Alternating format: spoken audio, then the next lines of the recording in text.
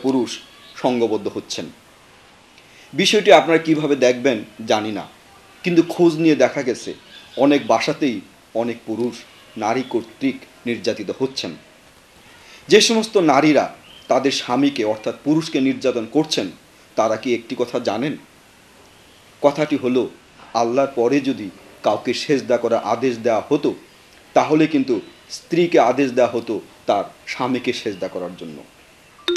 ইল্লাল্লাহ ইল্লাল্লাহ ইল্লাল্লাহ ইল্লাল্লাহ ইল্লাল্লাহ ইল্লাল্লাহ ইল্লাল্লাহ ইল্লাল্লাহ ইল্লাল্লাহ ইল্লাল্লাহ ইল্লাল্লাহ ইল্লাল্লাহ ইল্লাল্লাহ। তুমি আমার জজবায় ইশক নষ্ট করে দিলা। আপনি মানুষের ঘুম ডিস্টার্ব করে এত রাতে কি করছেন এসব? কি কইতেছো তুমি? আমার এই জিকিরে তুমি ডিস্টার্ব করতেছো? হ্যাঁ। আপনি কি জানেন আল্লাহ কোরআনে জিকির সম্পর্কে কি বলেছেন? কি কইছে? কিভাবে জিকির করতে বলেছেন শুনুন।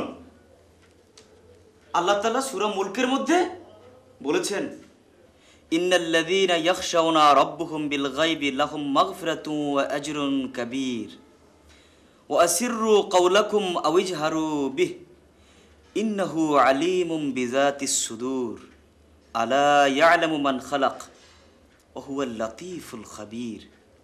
ইরশাদ হচ্ছে, যাহারা নিজেদের অদেখা রবকে ভয় করে নিশ্চয়ই তাদের জন্য আছে ক্ষমা ও অতি বড় শুভ ফল। তোমরা চুপিচাপে কথা বলো কিংবা উচ্চ স্বরে, উভয় অবস্থাই আল্লাহর জন্য সমান। কি কইলা? আমরা জোরে ডাকি আর আস্তেই ডাকি, দুটাই আল্লাহর কাছে সমান? তিনি তো মনের গোপন অবস্থা পর্যন্ত জানেন। তিনি কি জানিবেন না যিনি সৃষ্টি করিয়াছেন? অথচ তিনি অতি সূক্ষ্মদর্শী ও সুবিজ্ঞ। আর আপনি জোরে জোরে মানুষের ডিস্টার্ব করে জিকির করছেন। বাবারে, আমি একটা কথা কই, আমি তো কোরআন পড়তে জানি না। আমার পীর সাহেব যা কয় আমি তাই মানার চেষ্টা করি। মরতে তৈব। চাচা, আপনার পীরের কথা যদি আল্লাহর কোরআনের পরিপন্থী হয় তাহলেও কি আপনি মেনে নেবেন? তাই তো, তাহলে তো আগে কোরআন জানা দরকার। চাচা, কোরআন পড়া, কোরআন জানা এবং কোরআন মানা প্রত্যেক মুসলমানের জন্যই ফরজ। দর্শক মণ্ডলী, অনেক বাসায়, অনেক খানকায়, অনেক মসজিদে এভাবে রাত জেগে শব্দ করে উচ্চ কণ্ঠে জিকির করতে দেখা যাচ্ছে। এই জিকিরে তাদের কি ফায়দা হচ্ছে জানি না, কিন্তু এই উচ্চস্বরে জিকির করার ফলে অনেকের অনেক ধরনের সমস্যা হচ্ছে। সেই বিষয়টি কি আমরা কখনো ভেবে দেখছি? যদি ভেবে না দেখি তাহলে কিন্তু আমাদের আজ থেকে ভেবে দেখা উচিত। এই উচ্চস্বরে জিকির করার কোনো নজির শরীয়তে অথবা ইসলামের ইতিহাসে কিন্তু আদৌ নেই। আমি একদিন তোমায় না দেখিলে, তোমার মুখের কথা না শুনিলে, পরাণ আমার রয় না পরাণে, ও পরাণ আমার রয় না পরাণে, আমি একদিন তোমায় না দেখিলে। আসসালামু আলাইকুম। ওয়ালাইকুম আসসালাম। দোস্ত, তুই আমারে সালাম দিলি কেন? মুসলমানদেরকে সালাম দিবে, এটাই তো স্বাভাবিক। মুসলমানদেরকে সালাম দিবে, তাহলে আমরা যতদিন হাই বাই বাই হ্যালো বলেছি, ওটা আমাদের সংস্কৃতি নয়। আমরা মুসলমান, আমাদের একটা নির্দিষ্ট সংস্কৃতি আছে, ঐতিহ্য আছে। আমাদের সংস্কৃতি হলো সালাম। সালামের অর্থ জানিস তো? আমি যখন তোদেরকে সালাম দিলাম আসসালামু আলাইকুম, তার অর্থ হয় তোদের উপর শান্তি বর্ষিত হোক। তোরা যখন জবাবে আমাকে বললি ওয়ালাইকুম আসসালাম, তখন তার অর্থ হয় তোমার উপরও শান্তি বর্ষিত হোক। এভাবে যখন আমরা পরস্পরের জন্য শান্তি কামনা করতে থাকব, তখন সমাজে আর কোনো হানাহানি থাকবে না, মারামারি থাকবে না, খুন খারাপি থাকবে না, সন্ত্রাসী থাকবে না। বুঝেছিস? সালামদের অর্থ হচ্ছে শান্তি কামনা করা। হ্যাঁ, আমরা সবাই যদি সবাইকে সালাম দিতে থাকি তাহলে গোটা সমাজটাই কি শান্তির সমাজ হবে? হ্যাঁ দোস্ত, আমরা যদি হিংসা বিদ্বেষ ভুলে সবাইকে সালাম দিতে থাকি তাহলে দেখবি একদিন ইনশাল্লাহ এই সমাজ শান্তির সমাজ হবে, সুখের সমাজ হবে। ইসলাম একটি পূর্ণাঙ্গ জীবন বিধান। ইসলামে রয়েছে নিজস্ব সংস্কৃতি, রয়েছে নিজস্ব দর্শন, কিন্তু আমরা ইসলামকে পরিপূর্ণভাবে জানি না বলেই অন্যের দর্শন, অন্যের সংস্কৃতি আমাদের জীবন আচরণ হিসাবে আমরা চালিয়ে দিচ্ছি। কিন্তু এভাবে মুসলমান হয়ে অন্যের জীবন আচরণ, অন্যের দর্শন আমরা আর কতদিন চালাবো? সুপ্রিয় দর্শক, এবারে আপনাদেরকে নিয়ে যাচ্ছি ভিন্ন স্বাদে, অর্থাৎ গানে।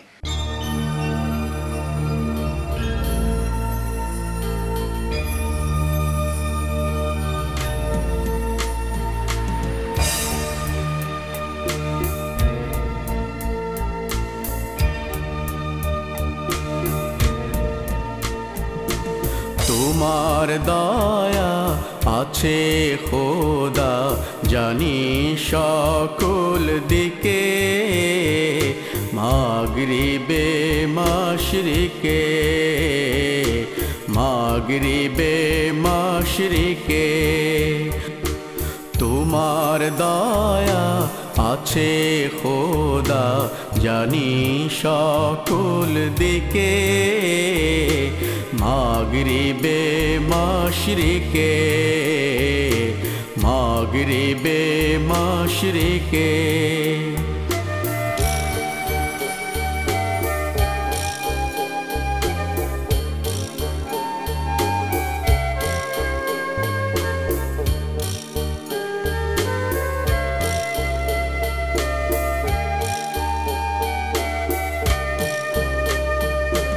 স্রষ্টা তুমি সৃষ্টি করো, মহান কৃপা দৃষ্টি করো।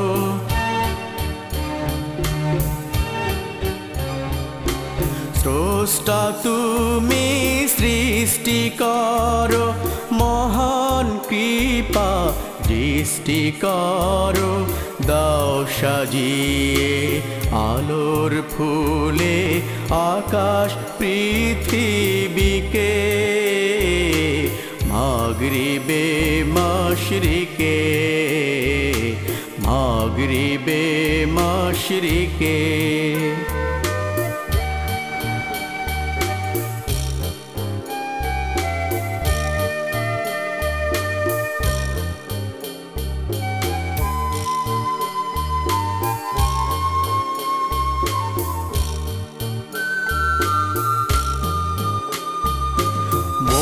মহিমায়ার শক্তি তোমার কেউ জানে না কত, তোমার দয়ার প্রকাশ দেখি আমরা বিরত। মহিমায়ার শক্তি তোমার কেউ জানে না কত, তোমার দয়ার প্রকাশ দেখি আমরা অবিরত। প্রভু তুমি লালন করো, স্নেহের নীড়ে পালন করো।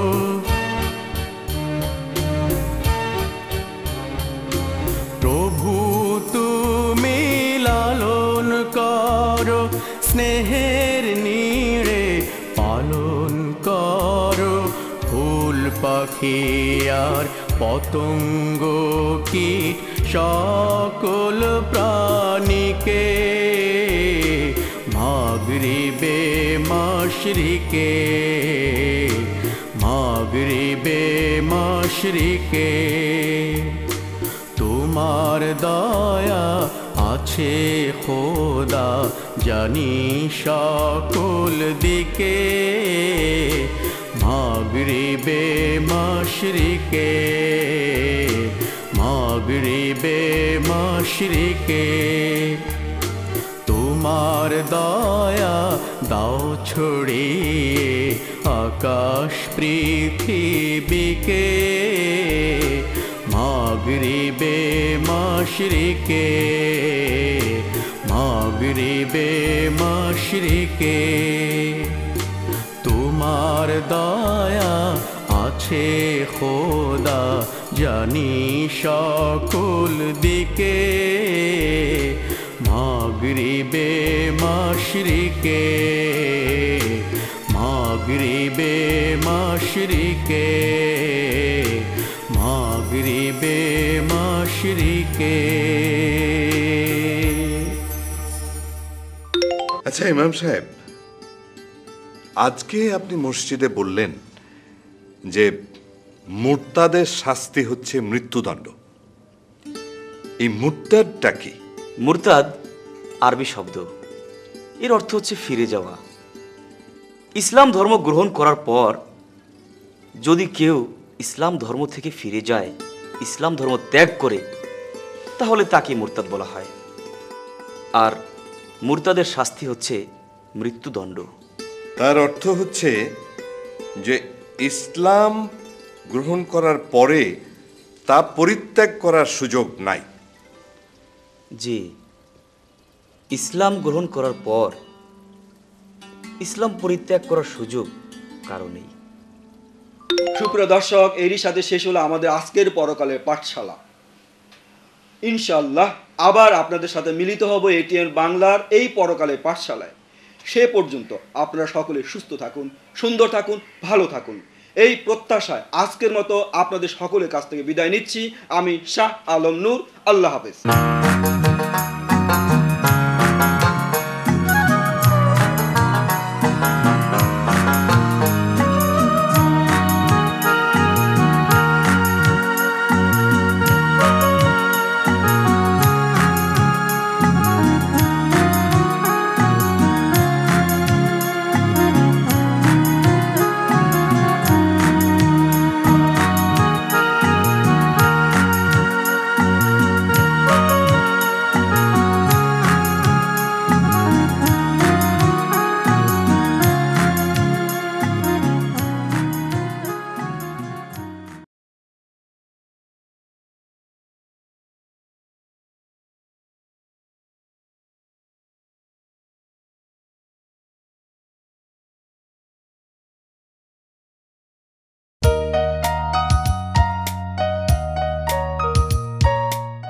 তোমরা দৌড়াও সেই দিকে যেই দিকে রয়েছে আমার ক্ষমা ও মাগফিরাত এবং সেই জান্নাত যার বিশালতা আসমান ও জমিনের সমান। আল কোরআন।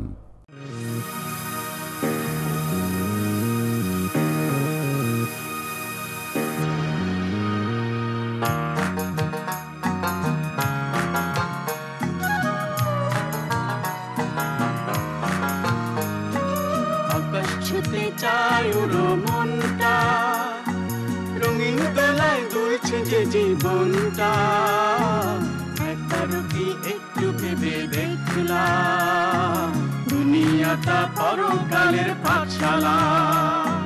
আইসো একা যাইবা তুমি একলা, দুনিয়াটা পরকালের পাঠশালা। আকাশ ছুতে চাই উড়ো মনটা, রঙিন বেলায় দুলছে যে জীবনটা, একবারও কি একটু ভেবে দেখলাম দুনিয়াটা পরকালের পাঠশালা।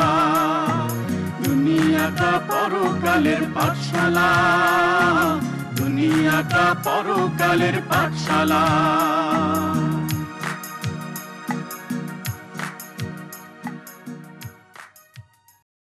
সুপ্রিয় দর্শক, আসসালামু আলাইকুম। আপনারা যারা এই মুহূর্তে টিভি সেটের সামনে বসে এটিএন বাংলার বিনোদন জুমাবারের পরকালে পাঠশালা দেখছেন, তাদের সকলকে জানাচ্ছি আন্তরিক প্রীতি, শুভেচ্ছা, সেই সাথে প্রাণ ঢালা দোয়া। আর দোয়া এই জন্য করছি যে আল্লাহ সন্তোষ অর্জনের জন্য আমরা যদি পরস্পরের জন্য দোয়া করি, ইনশাআল্লাহ আল্লাহ আমাদের অনেক গুনাহ, অনেক অপরাধ মাফ করে দিতে পারেন। তো আসুন আমরা পরস্পরের জন্য পরস্পরের দোয়া কামনা করেই শুরু করছি আমাদের আজকের পরকালের পাঠশালা। সুপ্রিয় দর্শক, কথা বলছি বিশিষ্ট চক্ষু বিশেষজ্ঞ ডাক্তার এমি বাশারের সঙ্গে। জনাব বাশার, বাংলা মিডিয়া জগতের ব্যতিক্রমী নির্মাতা শাহ আলম নূর পরিচালিত পরকালের পাঠশালা সম্পর্কে আমি আপনার কাছে কিছু জানতে চাচ্ছি। ধন্যবাদ আপনাকে। আসলে আমাদের জীবনে দুটো অংশ আছে, একটা হলো আমাদের এই ইহজীবন, আরেকটি হলো আমাদের পরজীবন বা পরকাল। আমাদের এই ইহজীবনের শুরু আছে এবং সমাপ্তিও আছে, কিন্তু আমাদের এই পরকালের এবং পরজীবনের যে এটা শুরু আছে কিন্তু এটার শেষ নেই, এবং এই জীবনটা আমাদের অনন্তকাল। সুতরাং এই জীবনের আমাদের একটা প্রস্তুতির দরকার, কারণ যেখানে আমাদের জীবন শুরু হবে কিন্তু আর শেষ হবে না। তো আমাদের আমরা বিভিন্ন ধরনের ম্যাগাজিনে বিভিন্ন রকমের বিনোদন অনুষ্ঠান দেখি, কিন্তু সেখানে দেখা যায় যে শুধু আমাদের এই দৈনন্দিন জীবনের তাগিদে সেগুলো আমাদের আনন্দ সীমাবদ্ধ থাকে। কিন্তু পরকালের যে পাঠশালা, এটা আমি মনে করি একটা শিক্ষা প্রতিষ্ঠানের মতো, কারণ আমাদের এই ব্যস্ততম জীবনে অনেক সময় আমরা অনেক ক্ষেত্রেই আমি সময় দিতে পারি না, কিন্তু এই পরকালের পাঠশালার মাধ্যমে আমরা বিনোদনের মাধ্যমে, আনন্দের মাধ্যমে আমরা আমাদের পরকালের এই প্রস্তুতির জন্য আমাদের এই ইহজীবনে কতটুকু করা দরকার, কীভাবে করতে হবে এবং কার সাথে আমাদের কীভাবে সম্পর্ক হবে, কি হলে আমরা আমাদের সেই পরকালের জীবনটা আমরা আরাম আয়েসে এবং সুন্দরভাবে কাটাতে পারবো, সেটা আমরা এই পরকালের পাঠশালার মাধ্যমে আমি জানতে পেরেছি। এবং আমি এই পরকালের পাঠশালার নির্মাতা আমাদের ভাই শাহ আলম নূর, এই পরকালের পাঠশালা আমি দেখার পরে ওনার জন্য আমি প্রাণ ভরে দোয়া করেছি, এবং আমি আল্লাহর কাছে সবসময় আমি দোয়া করি যারা এই কর্মকাণ্ডের সাথে জড়িত আছেন তাদেরকে যেন আল্লাহ দীর্ঘায়ু দেন। আমাদের স্কুল কলেজ এবং বিভিন্ন শিক্ষা প্রতিষ্ঠানে এই পরকাল সম্পর্কে যে আমাদের যে শিক্ষাদান, এটার অভাব রয়েছে। আমি আশা করি এই পরকালে পাঠশালার মাধ্যমে যারা সকল শ্রেণীর এবং সকল ধরনের যারা স্কুলে পড়াশোনা করতে পারেনি বা এখন স্কুল জীবনে পড়াশোনা করতেছেন এবং যারা এই ধরনের শিক্ষা পান নাই, আশা করি তাদের এই পরকালে পাঠশালা তাদের জীবন গঠনের জন্য সহায়ক হবে। এই পরকালের পাঠশালা এটা সব ধরনের জাতি ধর্ম নির্বিশেষে সকলেরই দেখা উচিত, এই জন্য যে আমাদের একদিন এই ইহজীবন সমাপ্তির পরে পরকালে পাড়ি দিতে হবে, এবং যারা আমরা পরকাল জীবনের শান্তির প্রত্যাশী তাদের সবাইকেই এই পরকালের পাঠশালা থেকে শিক্ষা নেওয়ার জন্য আমি সবার কাছে সবিনয় আবেদন জানাচ্ছি। ধন্যবাদ জনাব ডক্টর এম এ বাশার। আপনাকে অনেক ধন্যবাদ। আল্লাহু আকবার, আমি আল্লাহু লিমান হামিদা, আল্লাহু আকবার।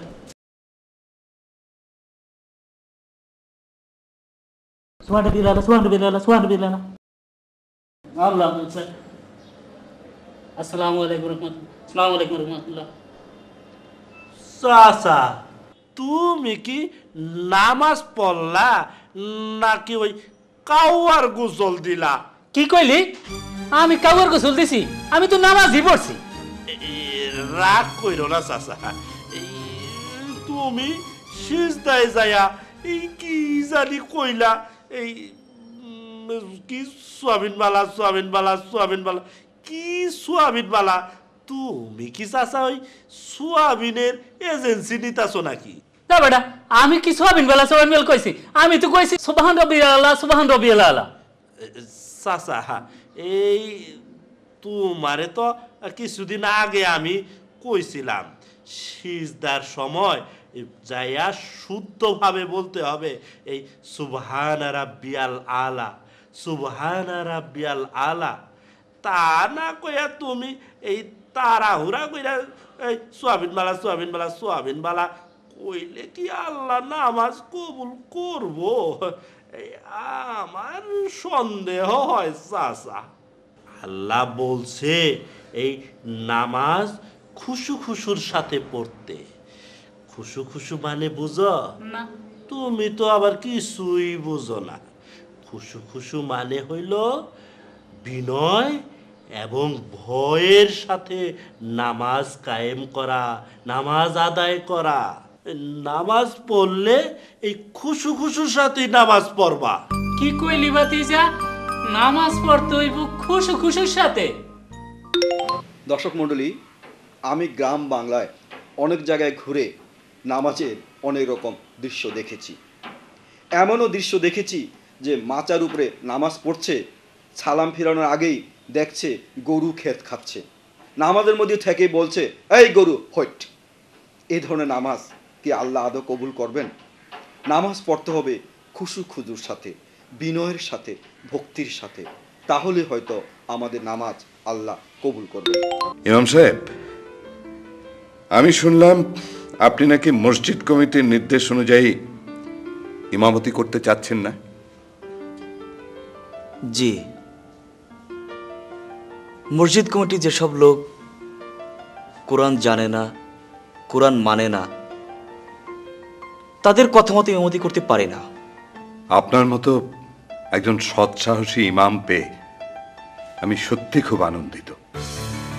আপনি নির্ভয়ে কোরআনের বাণী প্রচার করে যান, আপনাকে কেউ বাধা দেবে না।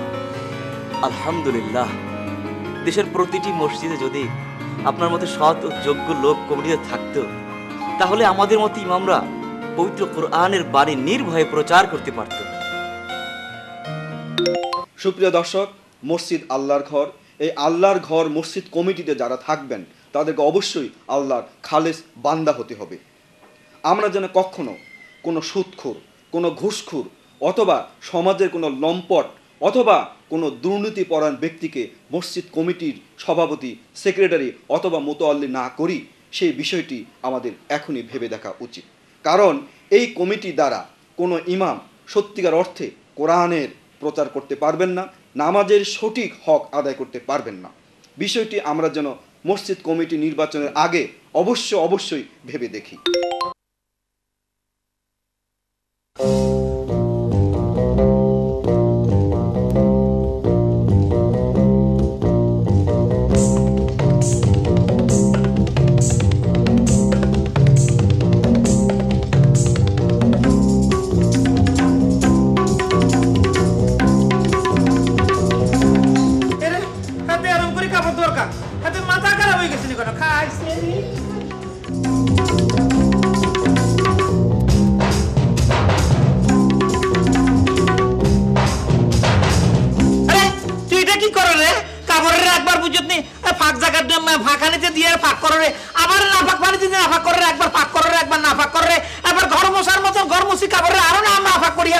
তুই ফাঁকি না ফাঁকি এটা কি শুরু করছো? তোর মাথা কামাক না হাঁকা লেগেছে কেন? এই তোর কোনো হাগলা কুচা কামাইছে না? তুই এরকম করার কি ফাঁক না ফাঁক, ফাঁক না ফাঁক, এটা কি আরম্ভ করছো তুই? তোরে আমি চাচা, আপনি এই যে প্রত্যেকদিন মসজিদে যাইতেছেন, মসজিদে গিয়া সুন্দর করে ওযু করতেছেন, ওযু করে নামাজ পড়তেছেন, নামাজ পড়া আবার বাইরে আইতেছেন, আবার বাইরে আইতেছেন, বাইরে আর খাদ্য ভেজাল দিতেছেন, আকাম করতেছেন, কুকাম করতেছেন, এটা করতেছেন, ওটা করতেছেন, আবার করতেছেন কি আবার অন্য ওয়াক্ত থেকে মসজিদে যাইতেছেন, আবার ওযু করতেছেন, আবার ওযু করে নামাজ পড়া সুন্দর, আবার পাক হয়ে আবার বাইরে এসে আবার কাজ করতেছেন, এটা করতেছেন, ওইটা করতেছেন, কুকর্ম করতেছেন, খাদ্য ভেজাল দিতেছেন, তরকারিতে ভেজাল দিতেছেন। একবার চুপ, তোমারও কি পাগল হবো? সুপ্রিয় দর্শক, এইমাত্র যে দৃশ্যটি আমরা দেখলাম, যে একজন ব্যক্তি খুব যত্ন সহকারে সাবান দিয়ে কাপড় কেচে আবার ময়লাতে নিক্ষেপ করছেন, আবার ময়লা থেকে কাপড় এনে যত্ন করে পরিষ্কার করে আবার ময়লাতে নিক্ষেপ করছেন। এই বিষয়টি আপনারা কিভাবে দেখবেন আমি জানি না, কিন্তু আমি এই বিষয়টি এই জন্য ধারণ করেছি যে আমাদের অনেক মানুষ অজু করে পবিত্র হয়ে মসজিদে গিয়ে সেজদায় রত হন। এই লোকগুলাই আবার মসজিদ থেকে বেরিয়ে এসে হারাম হালাল বাজ বিচার না করে খাদ্যে ভেজাল দিচ্ছেন, হারাম খাচ্ছেন, সুদের ব্যবসা করছেন। তাদের বিষয়টা আর এই পাক না পাকের বিষয়টা কি একই হয়ে গেল না? একে এক আল্লাহ, দুইয়ে দুই জাহান, তিনে তিন জামানা, চারে চার খলিফা, পাঁচে পাঁচ ওয়াক্ত নামাজ, ছয়ে ছয় হাদিস, সাতে সাত দোজখ, আটে আট বেহেশত। এই যে ভাই, আপনি এটা কি পড়া পড়াইতেছেন? কেন এই যে একে এক দোজখ, দুয়ে কি, এগুলি কি পড়াইতেছেন আপনি? এটা তো আমাদের জাতীয় পড়ালেখা হইতেছে না। বলেন কি আপনি পড়াইতেছেন কি? এটার সাথে আমাদের সম্পর্ক কি? এটাতে আমাদের সম্পর্কটা তো বড় সম্পর্ক, ওটার সাথে কোথায় সম্পর্ক তো মিলতেছে না। এই যে একে এক আল্লাহ, দুইয়ে দুই জাহান, এটা পড়াবেন, আপনি পড়াবেন যেগুলি আমরা রেগুলার পড়াইতেছি, অতে অজগর, একে এক, দুয়ে এরকম, এটা পড়াইতেছেন কেন আপনি? বলেন কি? হ্যাঁ, এগুলি পড়ালে এই ছেলেদের নৈতিক চরিত্র কিভাবে ভালো হবে? আমরা তো এইভাবেই পড়ে আসতেছি। বলেন কি? ওইভাবে পড়ে আসতেছে বলেই তো ছেলেমেয়েরা আজকাল ছিনতাইকারী হচ্ছে, ডাকাতি করছে, কারো পকেট মারছে। এগুলি পড়লে ছেলেদের নৈতিক চরিত্র ভালো হয়। ছেলেরা আপনার সাথে আমার কথা মিলবে না। আপনি পড়ান, আপনি এদের নিয়েই থাকেন, আপনার নৈতিক চরিত্র নিয়ে আপনি থাকেন, আমি যাই। তোমরা পড়ো। অতে অজু করো পাক হও, অতে অজু করো পাক হও, আল কোরআন হাতে লও, আল কোরআন হাতে লও, শরিয়াতে আজান দাও, জামাত পড়ো, শরিয়াতে আযান দাও, জামাত পড়ো, আল্লাহর হুকুম নামাজ পড়ো, আল্লাহর হুকুম নামাজ পড়ো, উড়োজাহাজ মানুষ নিয়ে, সইতে উড়োজাহাজ মানুষ নিয়ে, দেশ বিদেশে নামে গিয়ে, দেশ বিদেশে নামে গিয়ে, দীর্ঘতে ঊর্ধ্বাকাশে তারার হাসি, দূরহইতে উদ্যাসে তারার হাসি, দেখতে আমি ভালোবাসি, দেখতে আমি ভালোবাসি। হ্যাঁ, আবার প্রথম থেকে। শরিয়তে অজু করো, শরিয়াতে অজু করো, শরিয়াতে আজান দাও, শরিয়াতে আযান দাও, রসইতে ইবাদত করো, রসইতে ইবাদত করো, দীর্ঘইতে ঈদ মানে আনন্দ। এই যে ভাই, দীর্ঘইতে ঈদ মানে আনন্দ। আমারে ক্ষমা করবেন, আপনার সাথে একটু উল্টাপাল্টা কথা বলে গেছিলাম। আসলে আপনি যেটা বলছেন সেটাই সত্য, আপনার শিক্ষাটাই আসল। মিয়া ভাই, আমি তার প্রমাণ। একটু আগে ছিনতাইকারী কবলে পড়ছিলাম। এই ছেলেটা যদি আপনার থেকে শিক্ষা লাভ করতো, ও কোনোদিন চিন্তাই করতো না। জীবনের প্রথম বয়সে যদি আল্লাহরে ভয় না করে, সে আর কাউরে ভয় করবে না। চোর ডাকাত বদমাশ ওখান থেকে হয়। এই যে আমার পকেট মারছিল, আমি এটার বিচার পেয়ে গেছি। আপনি এরে নিয়ে আগে আপনার লাইনের শিক্ষা দেন ভাই, কিছু মনে করেন না ভাই, প্লিজ ভাই। শরিয়তে অজু করো, শরিয়াতে অজু করো, শরিয়াতে আজান দাও, শরিয়াতে আযান দাও, রসইতে ইবাদত করো, রসইতে ইবাদত করো, দীর্ঘইতে ঈদ মানে আনন্দ। দীর্ঘইতে ঈদ মানে আনন্দ। আমাদের কলিজার টুকরো সন্তান, আজকের শিশু আগামী দিনের ভবিষ্যৎ, আপনারও ভবিষ্যৎ, দেশের ভবিষ্যৎ। এই সন্তানদের আমরা যখন শিখাচ্ছি অতে অজগর, এরাই কিন্তু প্রকারান্তরে অফিস আদালতে গিয়ে অজগরের মতো বিখ্যাত দুর্নীতিবাজ হচ্ছেন। আমরা কি অতে অজগরের পরিবর্তে অতে অজু করো, আতে আজান দাও, রস্যইতে ইবাদত করো, এই ধরনের বাক্য শেখাতে পারি না?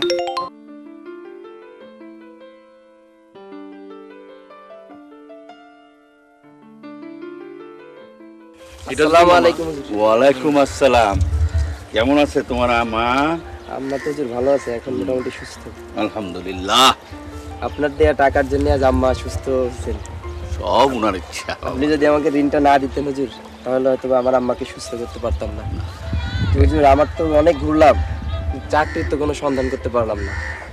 এখন আপনি আপনার টাকাটা আমি সময় মতো দিতে পারিনি, এজন্য লজ্জা করছে আপনার কাছে সামনে আসতে। তো যদি আমার টাকাটা যদি মাফ করে দিতেন। হ্যাঁ, মাফ? ঠিক আছে, তাহলে হয়তো। ঠিক আছে, যা। আসসালামু আলাইকুম। ওয়ালাইকুম আসসালাম।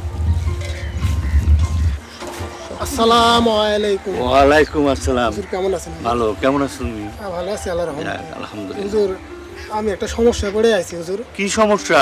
এই যে আপনার বাড়ির পিছনে যে 5 কাঠা জায়গা কিনছিলাম, এই জায়গায় তো বাড়ি করতে পারতাছি না হুজুর। কে? আমার তো বাইর হওয়ার কোনো রাস্তা নাই হুজুর। যে টাকা আছে, এই টাকাও তো নাই যে জায়গা কিছু কিনবো। তো হুজুর, আমারে যদি 2 শতাংশ জায়গা দিতেন, তাইলে আমি বাইরে হওয়ার একটা রাস্তা পাইতাম হুজুর। ঠিক আছে, যাও যাও। আল্লাহ আপনার ভালো।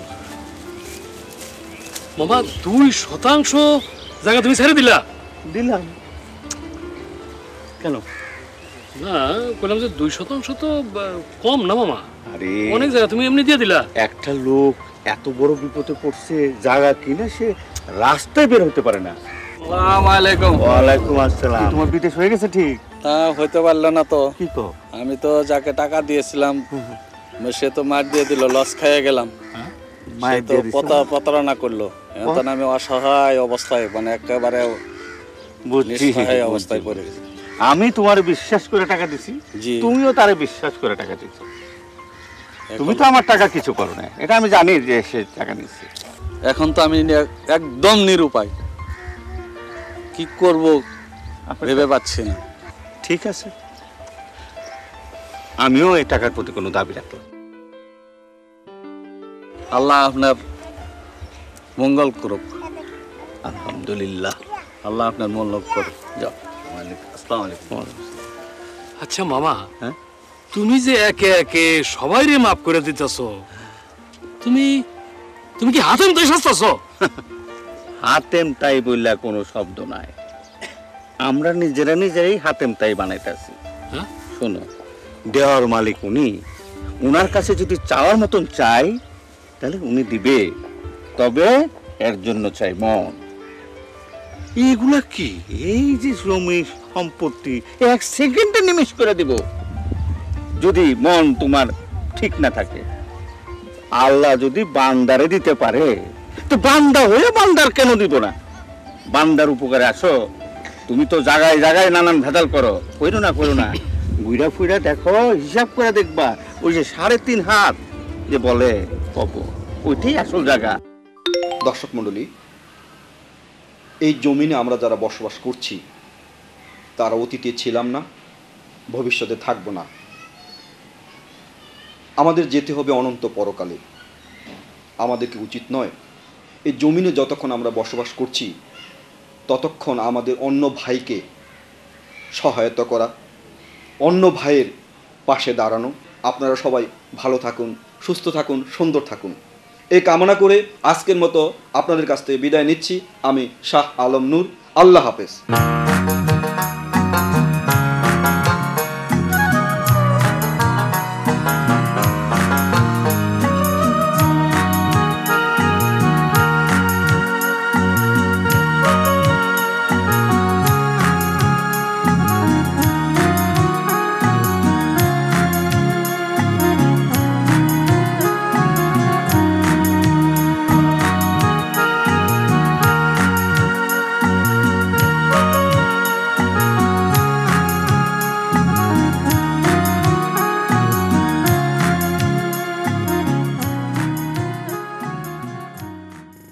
সুপ্রিয় দর্শক, আসসালামু আলাইকুম।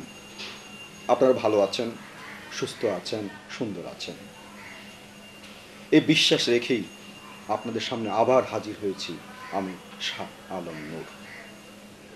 দর্শক মণ্ডলী, আমি দীর্ঘদিন যাবৎ নাটক লিখছি, ম্যাগাজিন নির্মাণ করছি, আর এই সকল কিছুরই একমাত্র উদ্দেশ্য